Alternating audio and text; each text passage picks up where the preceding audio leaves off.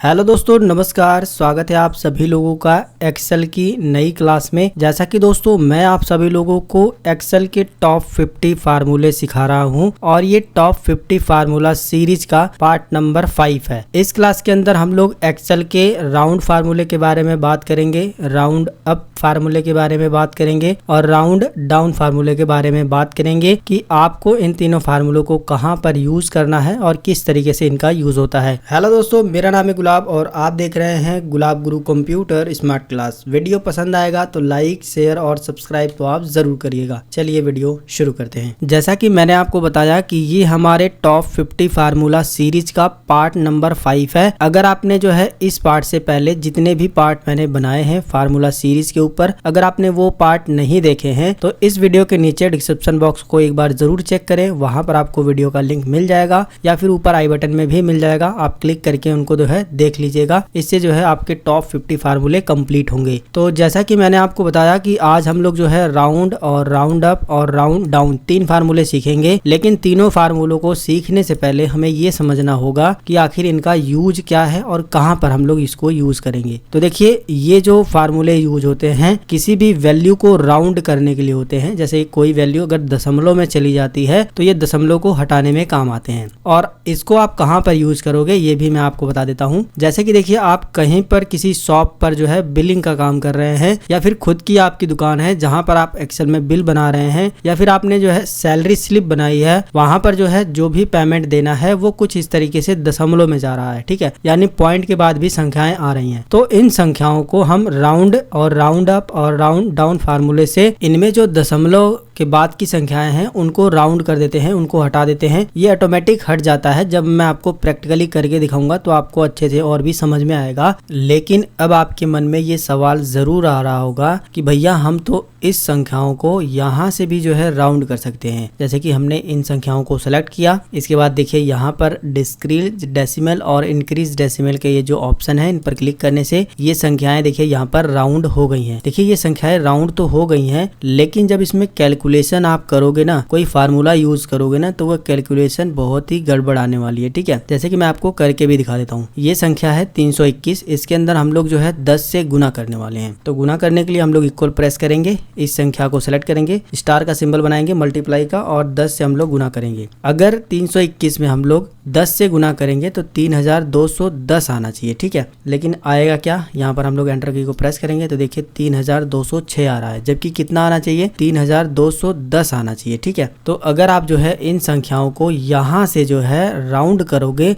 तो संख्याएं राउंड तो हो जाती हैं, लेकिन इसमें कोई फार्मूला लगाओगे तो इसी तरीके से मिस्टेक होती है। और इन संख्याओं पर आप अभी भी क्लिक करोगे तो यहाँ पर फार्मूला बार में भी आप देख सकते हो कि ये संख्याएं दशमलव में ही हैं। लेकिन इन संख्याओं को यहाँ से राउंड न करके बल्कि फार्मूलों का यूज करके अगर आप राउंड करोगे तो आप इसके अंदर कोई भी कैलकुलेशन करो, वहां पर मिस्टेक नहीं होगी, वहां पर गलत नहीं होगा। अभी मैं आपको फार्मूले से इसको राउंड करके इसके बाद ये भी करके दिखाने वाला हूँ। ठीक है, तो यहाँ पर जो हमारी ये संख्याएं थी पहले जैसा कर देते हैं, जैसे कि दशमलव में थी। सबसे पहला फार्मूला इसमें है राउंड का। राउंड फार्मूला क्या करता है? ये हमारी संख्याओं को, ये जो दशमलव के बाद वाली संख्याएं हैं इनको इसके अंदर ऐड कर देता है या फिर यहाँ से हटा देता है। ऐड कब करेगा वो भी आप समझ लीजिए। देखिए, जब संख्याएं पॉइंट के बाद आधे से ज्यादा होंगी, जैसे कि देखिए ये 320.63 है, यानी ये 63 जो है आधे से ज्यादा है, तो ये क्या करेगा? इसके अंदर एक ऐड कर देगा। और अगर संख्याएं पॉइंट के बाद आधे से कम है तो इसके अंदर ऐड नहीं करेगा, बल्कि जो संख्या है वही रहेगी। ठीक है, जैसे मैं आपको करके दिखा देता हूँ एक बार। यहाँ पर मैं जो है इक्वल बटन को प्रेस करता हूँ और यहाँ पर हम लोग सीधा सीधा कीबोर्ड से टाइप करेंगे राउंड। टैब बटन से जो है इसको एक्टिव कर लेंगे। एक्टिव करने के बाद जो है ये हमसे पूछ रहा है नंबर, तो नंबर में हम लोग जो है यही वाली संख्या दे देंगे और इसके बाद जो है हम लोग कॉमा प्रेस करेंगे और इसके बाद जो है हम लोग 0 प्रेस करेंगे। यानी कि इस संख्या के अंदर हम लोग जो है 0 इसलिए ऐड कर रहे हैं कि दशमलव के बाद जो है ये जो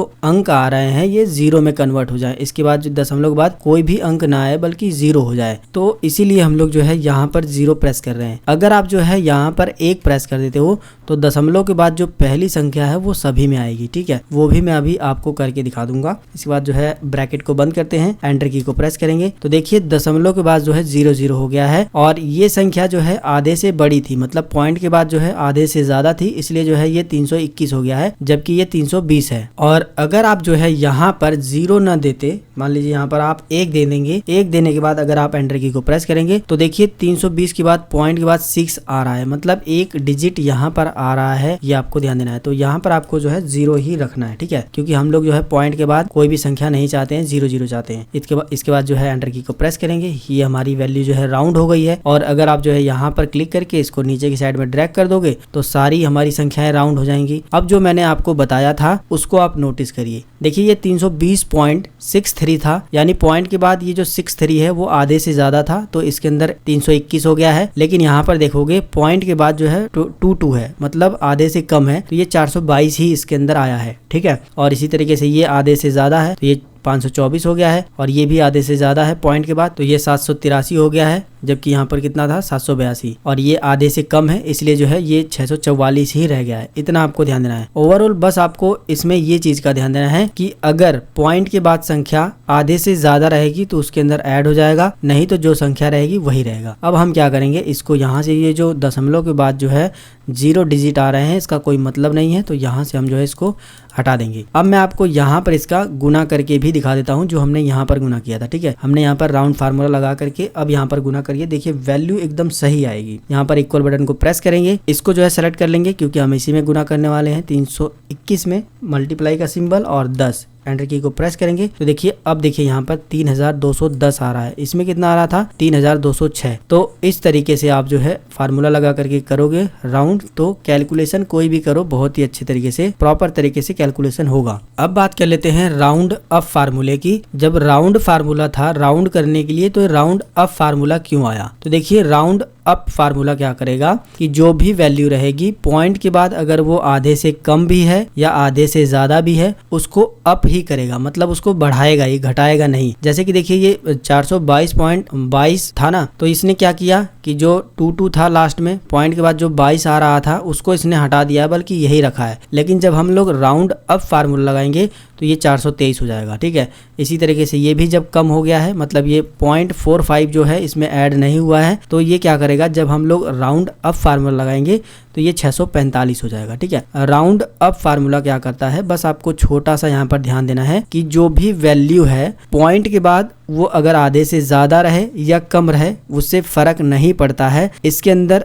ऐड ही करता है उसको, मतलब जो हमारी मेन वैल्यू है पॉइंट से पहले की उसके अंदर वैल्यू को ऐड करके इसको बढ़ा देता है। जैसे कि मैं इसको प्रैक्टिकल करके आपको दिखाता हूँ। मैं यहाँ पर इक्वल बटन को प्रेस करता हूँ, हम लोग यहाँ पर टाइप करेंगे राउंड अप, इसके बाद जो है टैब बटन से इसको एक्टिव कर लेंगे। नंबर हमसे पूछ रहा है तो नंबर में हम इसको दे देंगे, इसके बाद जो है कॉमा लगाएंगे और इसके बाद जो है यहाँ पर भी 0 रखेंगे, क्योंकि हम लोग जो है ये जो डेसिमल है बिल्कुल 0 करना चाहते हैं, दशमलव के बाद जो भी है इसको 0 करना चाहते हैं। इसके बाद एंटर की को प्रेस करेंगे तो देखिए ये तो 321 इसमें भी आया है, इसमें भी आया है, क्योंकि ये पॉइंट के बाद जो है आधे से ज्यादा था। लेकिन मैं इसको अगर नीचे की साइड में ड्रैग करूंगा तो देखिए सभी में जो है ऐड हो गया है, सभी में, चाहे वो पॉइंट के बाद जो है कम रहे आधे से या फिर ज्यादा रहे उससे फर्क नहीं है, ये राउंड अप ही करेगा, यानी वैल्यू को बढ़ा करके ही यहाँ पर देगा हमें रिजल्ट। ठीक है, अब यहाँ पर देखिए इसमें भी हमारा जो है दशमलव के बाद ये जो शून्य आ रहे हैं 00, इसका कोई काम नहीं है, इसको भी हटा देते हैं। तो इस तरीके से आप राउंड अप फार्मूले का यूज भी कर सकते हो। राउंड अप फार्मूला तब लोग यूज करते हैं जैसे कि मान लीजिए एक मेरी दुकान है, ये सीता एक ग्राहक है, ये मेरे पास आई और मैंने जो है इसे सेल किया 644 रुपए 45 पैसे का। ठीक है, 644 रुपए 45 पैसे मैंने इसको सेल किया। अब ये 45 पैसे मैं छोड़ना नहीं चाहता हूँ, मैं इसे लेना चाहता हूँ, तो मैं क्या करूंगा राउंड अप कर दूंगा, थोड़े और पैसे इसके अंदर ऐड करके सीधे सीधे मैं इससे 45 रुपए ले लूंगा, बिल बना करके दे दूंगा। तो इस तरीके से जब आपको करना हो या फिर जो भी करते हैं वो इसी तरीके से राउंड अप का फार्मूला लगाते हैं। अब जो है हमने राउंड और राउंड अप सीख लिया है, अब सीखते हैं राउंड डाउन फार्मूले के बारे में। तो देखिए राउंड अप का अपोजिट है राउंड डाउन। देखिए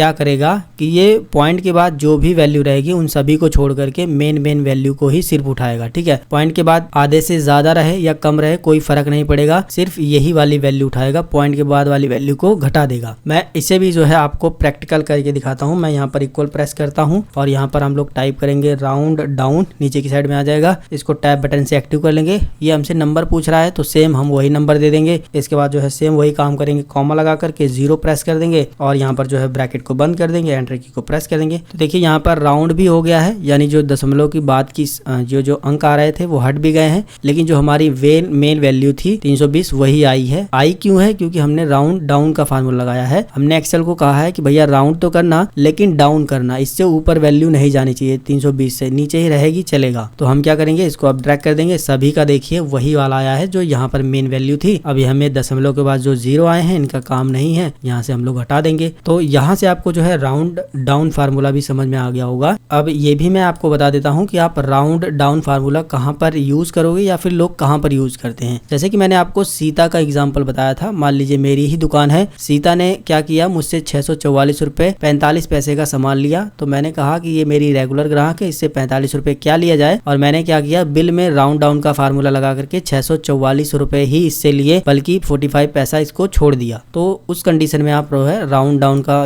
फार्मूला यूज कर सकते हो। फिलहाल ये जो तीनों फार्मूले बताए हैं मैंने एक दूसरे से मिलते हैं। ये क्या करता है कि जो पॉइंट के बाद अगर आधे से ज्यादा है तो उसको इसके अंदर ऐड कर देगा और कम रहेगी तो घटा देगा, बस ये करता है। ये क्या करेगा, पॉइंट के बाद अगर आधे से कम रहे या ज्यादा रहे उससे फर्क नहीं पड़ता है, बस ये उसके अंदर जोड़ेगा ही, मतलब ऐड कर देगा। और राउंड डाउन क्या करेगा कि ज्यादा रहे पॉइंट के बाद या कम रहे उससे फर्क नहीं है, बल्कि घटाएगा ही, मतलब डाउन ही रहेगा। ठीक है, तो जिस तरीके से मैंने आपको इस फार्मूलों को एग्जाम्पल के थ्रू बताया है, जिस तरीके से सिखाया है, अगर आपने ये वीडियो पूरा देखा होगा तो मुझे पूरा भरोसा है कि ये तीनों फार्मूले आपको अच्छे तरीके से आ गए होंगे। अगर आपके मन में कोई कंफ्यूजन है तो आप हमें नीचे कमेंट करके जरूर बताएंगे, मैं आपकी जरूर हेल्प करूंगा। अगर आपको ये वीडियो पसंद आया है तो आप इस वीडियो को लाइक करिए। अगर आप अपने दोस्तों की हेल्प करना चाहते हैं, उनको सपोर्ट करना चाहते हैं, तो प्लीज इस वीडियो को उनके साथ भी शेयर करिए ताकि वो भी इस जानकारी के बारे में जाने और सीख सके। चैनल पे अगर पहली बार हो तो चैनल को सब्सक्राइब भी कर लीजिएगा। मिलेंगे फिर एक नई वीडियो में एक नई जानकारी के साथ, तब तक के लिए जय हिंद, वंदे मातरम।